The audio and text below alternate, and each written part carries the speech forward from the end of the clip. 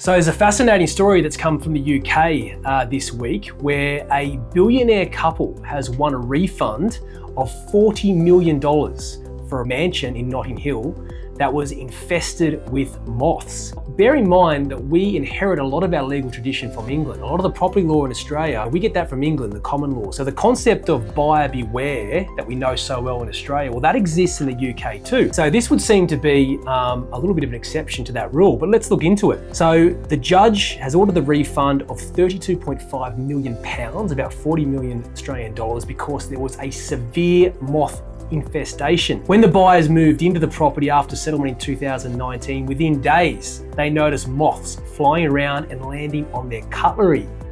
The couple found moths in their clothes, wine glasses and toothbrushes and swatted hundreds away. So they made this claim in the court, and apparently there was a question. We would ask a very similar question in our sort of pre-exchange inquiries.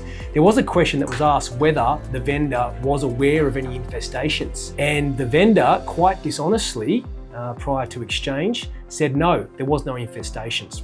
In fact, during the court, they actually said, oh, well, there was no vermin infestations, and moths are actually separate from vermin. The judge didn't like that argument. So he said that, look, there was really a failure to disclose something which was really quite material here. It was so bad that the principle of buyer beware simply did not apply, and they awarded the refund. So fascinating case. It goes to show that yes, it's still a case of buyer beware in the UK and also in Australia, from where we inherit the English property law tradition, but it only goes so far.